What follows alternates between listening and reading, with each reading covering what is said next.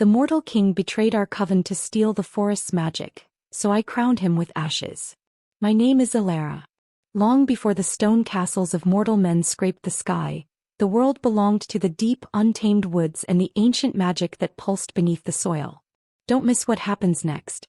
Subscribe now and comment where you're watching from. Let's find out how far this incredible story goes.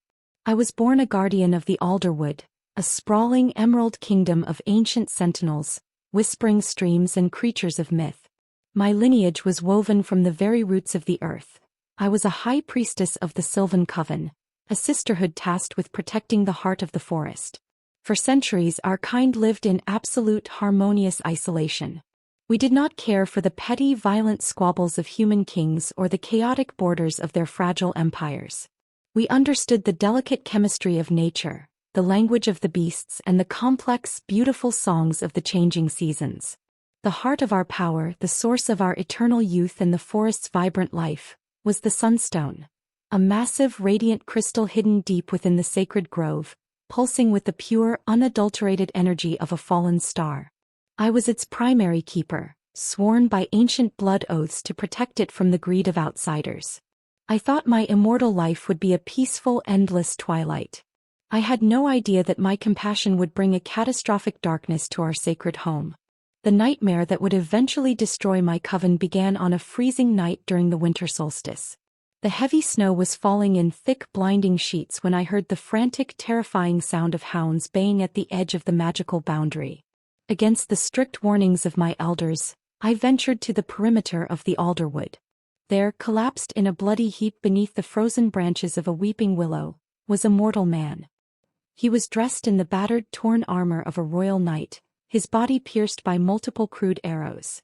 He was freezing to death, his lips blue and his breathing shallow. It was strictly forbidden to bring a mortal across the magical threshold, but my heart, unaccustomed to the cruel indifference of the outside world, took pity on him. I commanded the creeping vines to drag him safely into the hidden grove. I spent 3 grueling, sleepless weeks using rare, glowing mosses and ancient incantations to knit his torn flesh back together and pull the brutal fever from his veins. When he finally opened his eyes, he introduced himself as Kaleen, the exiled crown prince of the neighboring kingdom of Aftergard. Kaleen was incredibly charming, dangerously handsome, and possessed a silver tongue that could coax the birds from the trees.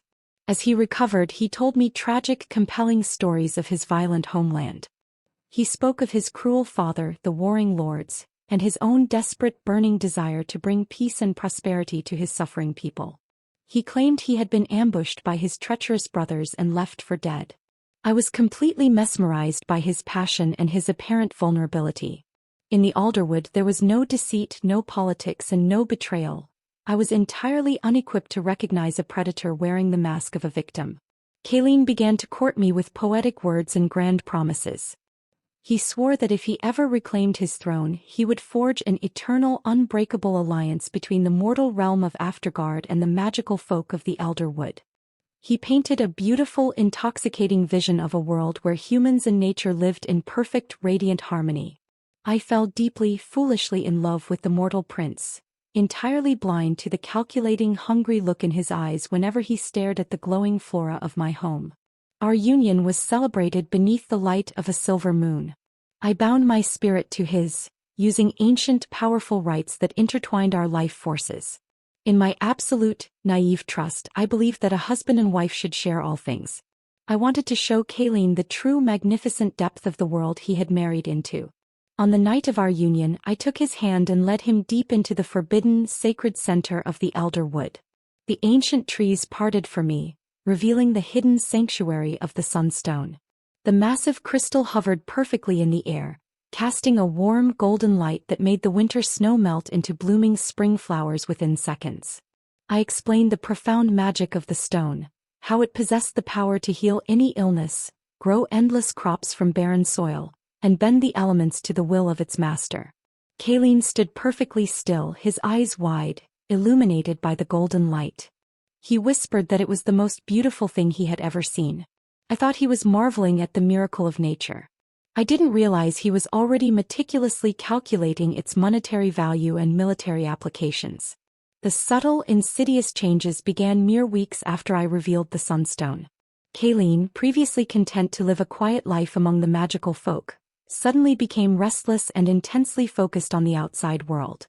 He claimed he needed to establish a small communication outpost at the edge of the forest to gather intelligence on his treacherous brothers. Because I loved him, I allowed him to leave the magical boundary. When he returned, he brought a dozen heavily armed, rough-looking mortal mercenaries with him. He swore they were his deeply loyal, trusted friends who had come to protect him. I was uneasy with the presence of cold iron in the Alderwood, a metal that is highly toxic to my kind, but Kaleen kissed my forehead and promised they would respect our ancient laws. Then the mercenaries began to chop down the ancient sentinel trees at the border to build a massive wooden fortress. When my Coven sisters protested the destruction, Kaleen deployed his masterful charm, smoothly apologizing and claiming it was a necessary temporary measure for our mutual defense. I was so desperate to believe in our grand peaceful future that I aggressively defended his actions to my own people. The devastating, apocalyptic betrayal occurred on the eve of the summer solstice, a time when my Coven was entirely immersed in deep, trance-like rituals and our magical defenses were at their most vulnerable. I was leading the ceremony in the sacred grove, surrounded by my sisters, our voices rising in an ancient, harmonious chant. Without a single sound of warning, the serene night was violently shattered by the terrifying clash of steel and the roar of mortal men. Kaleen's mercenaries flooded into the sacred grove, wielding heavy weapons forged from cold, dark iron. They didn't come to protect us, they came to slaughter us. The iron weapons burned through our magical shields like hot knives through parchment. My sisters, peaceful healers who had never known war, were brutally cut down where they stood. I screamed, trying to summon the defensive magic of the earth, but suddenly heavy iron chains were violently thrown over my shoulders, searing my skin and paralyzing my power.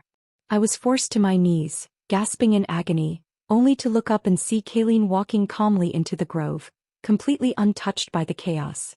Kaleen did not look at me with the eyes of a loving husband. He looked at me with the cold, absolute indifference of a conqueror who had just successfully executed a long, meticulous siege. He ignored my agonizing screams and walked directly past the bodies of my fallen sisters. He stepped up to the massive, glowing sunstone. "You said this stone can grow endless crops and bend the elements, ELARA," Kaleen said smoothly, his voice echoing cruelly through the burning grove. "Afterguard is starving. My army needs resources. Why should a handful of witches hoard the greatest power in the world in a dark forest?" He pulled a heavy, lead-lined containment chest from his pack, a device he had clearly spent months secretly designing. Using a pair of thick iron tongs, he violently tore the sunstone from its sacred, hovering pedestal. The moment the stone was removed, the forest let out a deafening, metaphysical scream. The blooming flowers instantly withered into black ash, and the ancient trees began to rot. Kaleen sealed the chest, turned his back on me, and ordered his men to set the remaining grove entirely on fire, leaving me bound in iron to burn alive with my murdered family. The smoke filled my lungs and the blistering heat of the flames licked at my skin, but I did not die. The Alderwood, though dying, recognized its High Priestess. The deep, ancient roots beneath the soil surged upward in a desperate final act of protection. The earth violently split open, swallowing me into a dark, cool subterranean cavern just as the flames consumed the surface above. The fall broke my bones and the iron chains burned deep, permanent scars into my flesh. I lay in the pitch-black darkness for what felt like an eternity, hovering on the absolute precipice of death. But the grief and the sheer, blinding magnitude of the betrayal refused to let my spirit pass on. In the darkness, the ancient, darker magic of the deep earth began to whisper to me. It was not the gentle, nurturing magic of the sunlight. It was the cold, ruthless magic of stone, shadow, and retribution. I slowly stripped the iron chains from my ruined body, my hands bleeding, and embraced the dark magic. I was no longer the peaceful healer of the grove. I was reborn in the ashes as the avatar of the forest's vengeance. When I finally clawed my way out of the subterranean cavern, months had passed. The once magnificent Alderwood was a horrifying wasteland of petrified, black trees and poisoned soil. The animals had fled, and the magical streams had turned to stagnant mud. Because the Sunstone was gone, the life force of the entire region was slowly bleeding out. I walked through the silent graveyard of my home, a solitary figure cloaked in gray ash. I did not weep. I had shed my final tears in the dark earth below. I sought out the few remaining magical creatures, the secretive shadow wolves, the ancient ravens, and the spirits of the deep water, who had survived the slaughter. They bowed to me, recognizing the terrifying dark power that now radiated from my scarred skin. I formed a new silent pact with the survivors. I promised them that I would not simply retrieve the stolen magic. I promised them that I would dismantle the mortal king's world piece by piece, ensuring that his theft would be the architect of his own absolute catastrophic ruin. While the forest rotted, Kaleen's kingdom of Aftergard exploded into an era of unprecedented golden prosperity. Using the stolen magic of the Sunstone, Kaleen miraculously cured the plagues that ravaged his people. He forced the stolen magic to aggressively accelerate crop growth, turning barren rocky fields into massive, overflowing harvests in a matter of days. He used the stone's elemental power to forge incredibly strong, magical weapons for his army. The people, completely ignorant of the brutal genocide that funded their sudden wealth, worshipped him as a living god. He easily crushed his treacherous brothers, seized the throne, and declared himself the High King of a rapidly expanding empire. He built a massive, gleaming palace of white marble and gold in the center of his capital city, a monument to his own spectacular hubris. He was universally beloved, incredibly wealthy, and deeply, arrogantly secure in his stolen power. He believed that magic was merely a tool to be wielded, completely failing to understand that ancient magic is a living, breathing entity that always demands a heavy, terrifying price. I needed to see his stolen empire with my own eyes before I destroyed it. Using the dark magic of the deep earth, I crafted a flawless, unbreakable glamour. I disguised myself as a wealthy, mysterious merchant widow from a distant, exotic land across the eastern sea. I draped myself in heavy, dark silks and wore a veil that obscured the terrible burn scars on my neck. Accompanied by my shadow wolves disguised as massive, black hunting hounds, I walked directly through the heavily guarded gates of Aftergard's capital city. The city was a grotesque display of unnatural, magical excess. Fountains flowed with endless, glowing water, and the markets were overflowing with unnaturally massive, perfect fruits. But beneath the glittering surface, I could sense the chaotic, unstable vibration of the abused Sunstone. The magic was being violently forced to perform unnatural tasks, and it was deeply, violently angry. I purchased a grand estate near the royal palace, positioning myself perfectly to observe the arrogant king from the shadows. Through the gossip of the court nobility, I quickly learned the final agonizing detail of Kaleen's betrayal. He was not just expanding his empire. He was preparing for a massive, highly publicized royal wedding. To solidify a massive political alliance with the powerful, seafaring kingdom of the north, Kaleen was marrying Princess Isolde. She was a beautiful, naive young woman who brought a massive armada of warships as her dowry. Kaleen was planning to use the upcoming wedding festival to publicly showcase the incredible power of the Sunstone to the northern kings, proving his divine right to rule the entire continent.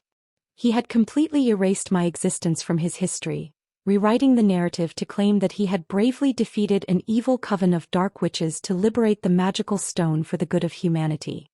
He was painting himself as the heroic savior, while aggressively preparing to hand my stolen legacy to a new mortal queen. The sheer, breathtaking audacity of his lies solidified my dark resolve into an unbreakable diamond. I retreated to the hidden, soundproof cellars of my merchant estate to forge the ultimate weapon of his destruction. I did not use iron or steel. I used the ancient laws of magical consequence. In the lore of my people, power stolen through blood cannot be permanently bound. It must eventually seek balance. I reached out to the angry, chaotic frequency of the captive Sunstone, communicating with it through the deep, invisible ley lines of the earth. I began to subtly, meticulously rewrite the metaphysical tether that Kaleen had established with the crystal. I did not sever his connection, instead I corrupted it. I crafted an invisible, magical crown of shadows, a highly complex spell designed to violently reverse the flow of the stone's energy. When activated, the stone would no longer give life. It would rapidly, aggressively consume it. I spent weeks refining the spell, ensuring that the devastating reversal would only trigger under highly specific conditions. when Kaleen attempted to draw a massive amount of power in front of a massive public audience. I was setting a divine catastrophic trap. Before the grand festival began, I decided to send Kaleen a series of subtle, terrifying warnings, letting him know that the consequences of his actions were finally coming to collect. I unleashed my shadow wolves into the royal farmlands at night. They did not attack the farmers. They simply ran through the fields, leaving a trail of black, petrified ash exactly like the ash that covered my ruined forest.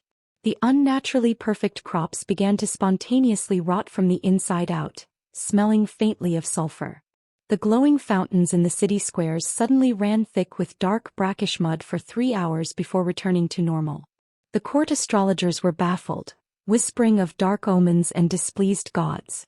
But Kaleen's arrogance was absolute. He publicly executed the chief astrologer for spreading panic, and used the Sunstone to forcefully heal the blighted crops, burning even more of the crystal's finite captive energy. He was completely blinded by his own invincibility, entirely ignoring the cracks forming in the foundation of his golden empire. The week of the royal wedding arrived, bringing thousands of wealthy lords, foreign dignitaries, and massive crowds of peasants to the capital city. The atmosphere was electric with celebration and excess. Banners of gold and crimson hung from every building, and musicians played joyous songs on every street corner. Kaleen was in his absolute element, parading through the city in a chariot drawn by white horses, waving to his adoring subjects. He had placed the massive glowing sunstone into a highly ornate, heavily guarded golden scepter, carrying it with him everywhere as a symbol of his divine authority. He planned to perform a miracle during the final wedding banquet, a massive display of elemental magic designed to completely awe the northern kings and secure their absolute submission. He was climbing a towering, glittering pedestal, completely unaware that the woman he had murdered was holding a sledgehammer directly at the base of the columns. To ensure maximum psychological terror, I began to spread a highly specific folk tale among the city's superstitious servants and merchants. I disguised myself as a blind, elderly beggar woman and sat near the palace gates, whispering a haunting ancient rhyme to anyone who would listen. I told the story of the Ash Queen, a betrayed spirit of the deep woods who rises from the fire to collect the debts of greedy kings. The myth spread through the city like wildfire, moving from the scullery maids to the palace guards, and eventually to the noble lords. The story claimed that when the Ash Queen arrives, gold will turn to rust and stolen light will burn the thief to cinder. The citizens, already unnerved by the strange, rotting crops and the muddy fountains, became highly anxious. Even Kaleen's new bride, Princess Isolde, heard the whispers and grew deeply afraid. But Kaleen laughed it off, loudly mocking the primitive superstitions of the lower classes, deeply convinced that his stolen magic made him completely untouchable by any myth or legend. The night of the grand royal banquet was a spectacle of unimaginable wealth. The massive palace ballroom was filled with hundreds of the most powerful people on the continent. Massive crystal chandeliers cast a brilliant, glittering light over the tables, overflowing with exotic foods and expensive wines. I attended the gala in my guise as the wealthy, mysterious Eastern merchant, wearing a stunning, elaborate gown woven from dark, midnight blue silk. I moved silently through the crowded room, my shadow wolves waiting patiently outside the city walls. I positioned myself near the front of the massive raised dais where Kaleen sat on a throne of solid gold, with his beautiful new bride sitting nervously beside him. The golden scepter containing my coven's stolen sunstone rested on a velvet pillow next to his hand. The crystal pulsed with an angry, erratic golden light, desperate to be released from its metallic prison. The trap was fully set. The entire powerful world was watching. Halfway through the feast, the massive brass horns blew, signaling the moment everyone had been waiting for. The musicians stopped playing and the vast, crowded ballroom fell into a hushed, anticipatory silence. Kaleen stood up, grabbing the heavy golden scepter, his chest puffed out with arrogant pride. He looked out over the sea of foreign kings and wealthy lords, his eyes gleaming with the toxic, blinding hunger for total power. "My esteemed guests," Kaleen boomed, his charismatic voice echoing off the marble walls. "Tonight we celebrate the union of two great kingdoms. But more importantly, we celebrate the dawn of an eternal golden age for mankind. An age where we are no longer at the mercy of disease, famine, or nature. He raised the scepter high into the air. I hold the power of the gods in my hand. Let me show you the absolute divine strength of Afterguard. He closed his eyes and aggressively tapped into the magic of the Sunstone, preparing to unleash a massive, dazzling display of glowing, healing light over the entire crowd. I stepped out of the crowd and walked slowly toward the center of the massive room. I didn't say a word. I simply dropped the magical glamour that disguised my true form. The dark silks melted away, replaced by a gown woven from black, petrified vines and gray ash. The illusion vanished from my face, revealing my pale skin, the terrible jagged burn scars wrapping around my neck, and eyes that glowed with a terrifying pitch-black void. A collective horrified gasp rippled through the hundreds of elite guests. Princess Isolde screamed, backing violently away from the throne. Kaleen opened his eyes, ready to accept the adoration of his peers, only to look down and see the woman he had murdered standing directly in front of him. The color violently drained from his face. His charismatic smile shattered into a mask of pure, unadulterated terror. He tried to speak, but his voice completely failed him, his mind unable to process the absolute impossibility of my resurrection. "Hello, Kaleen," I said, my voice echoing not just in the room, but inside the minds of every single person present, a terrifying trick of ancient magic. "You forgot the most important rule of the deep woods. When you burn a forest, you do not destroy the roots." Kaleen panicked. Driven by sheer, desperate terror, he pointed the golden scepter directly at me, intending to use the Sunstone's massive power to obliterate me where I stood. He screamed a harsh command, forcing the crystal to unleash its energy. But the moment he triggered the massive draw of magic, my dormant trap violently snapped shut. The invisible crown of shadows I had forged locked perfectly into place around the crystal. Instead of shooting a beam of destructive light at me, the golden scepter violently exploded with a deafening metaphysical shockwave. The brilliant, warm golden light of the Sunstone instantly inverted, turning into a terrifying pitch-black energy that rapidly crawled up Kaleen's arm. The catastrophic reversal was instantaneous and absolutely devastating. The stolen magic rebelled with the furious pent-up rage of 1,000 murdered witches. The black energy aggressively consumed Kaleen's life force, rapidly aging his body by decades in a matter of seconds. His golden hair turned white and fell out in clumps. His smooth, handsome skin violently wrinkled and sagged against his bones. The devastating corruption didn't stop with his physical body. It aggressively spread to his stolen empire. The massive golden throne he was standing near began to rapidly oxidize and crumble into rusted, useless slag. The spectacular marble columns of the ballroom cracked loudly, thick black, thorny vines violently bursting through the stone, aggressively tearing the beautiful architecture to pieces.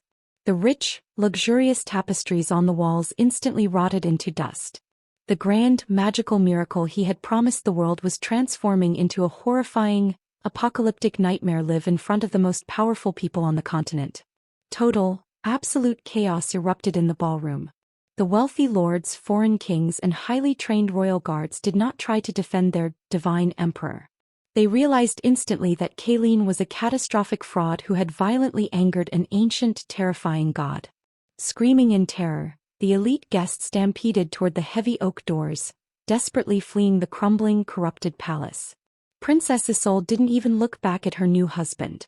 She gathered her heavy skirts and sprinted away, immediately screaming for her northern guards to return to their ships and sever all ties with the cursed kingdom of Afterguard. Within 3 minutes of the spell triggering, the massive, opulent ballroom was completely abandoned, leaving Kaleen entirely alone, trapped on the ruined, rusted dais, gasping for breath as his stolen power violently consumed him. I slowly walked up the steps of the crumbling dais. Kaleen collapsed to his knees, dropping the charred, useless remains of the golden scepter. He looked incredibly old, entirely pathetic and completely broken. The massive, glowing Sunstone, now free from its metallic prison, floated gently into the air, its golden light slowly returning as it recognized its true High Priestess. Kaleen looked up at me with weak, weeping eyes, desperately grasping at the hem of my ash-woven gown. Please," he wheezed, his voice a frail, broken rasp. "I am sorry. Have mercy." I looked down at the man who had ordered my sisters slaughtered and my home burned to the ground. I didn't feel a single drop of pity. Mercy is a mortal concept, Kaleen, I whispered coldly. The forest only understands balance. You took our life, so you must return it to the soil. I did not kill him. I bound him to the ruins of his own throne using inescapable magical vines. He was cursed to remain there, immortal and agonizingly aware, forced to watch his massive golden empire completely rot and return to the earth over the next 1,000 years. I gently took the hovering Sunstone in my hands, feeling the incredible warm pulse of its ancient life force greeting me. I turned my back on the weeping, ruined king and walked out of the collapsing palace. The citizens of the capital city had already fled into the countryside, terrified of the Ash Queen's wrath. I walked the long, silent miles back to the dead, petrified borders of the Alderwood. When I reached the center of the burned, blackened grove, I knelt in the ash and gently placed the Sunstone back onto its rightful ancient pedestal. The moment the crystal touched the earth, a massive, brilliant shockwave of pure golden healing light aggressively exploded outward. The black ash instantly dissolved. The petrified, dead trees rapidly sprouted vibrant, glowing emerald leaves. The stagnant, muddy streams instantly rushed with crystal-clear, magical water. The deep, agonizing wound that Kaleen had inflicted on the earth was completely, miraculously healed. The forest had returned stronger, wilder, and infinitely more dangerous than before. It has been centuries since the fall of the Golden King. The mortal kingdoms eventually forgot the exact details of the betrayal, turning the apocalyptic event into a dark, terrifying folktale told to frighten greedy children. The massive, ruined capital of Aftergard has been entirely swallowed by the expanding borders of the Elderwood, its marble towers crushed beneath the crushing weight of giant oak roots. Deep within those ruins, an ancient cursed man remains bound to a rusted throne, serving as a permanent living monument to the absolute foolishness of mortal greed. I am still here, ruling the deep woods not as a peaceful healer, but as a fierce, unyielding guardian. My coven is gone, but the magic thrives under my absolute terrifying protection. I allowed a mortal to steal my heart once, deeply believing in the illusion of human goodness. He learned the hardest, most devastating lesson ever recorded in the ancient tomes. When you betray the forest to steal its magic, the High Priestess will gladly crown you with the ashes of your own destruction.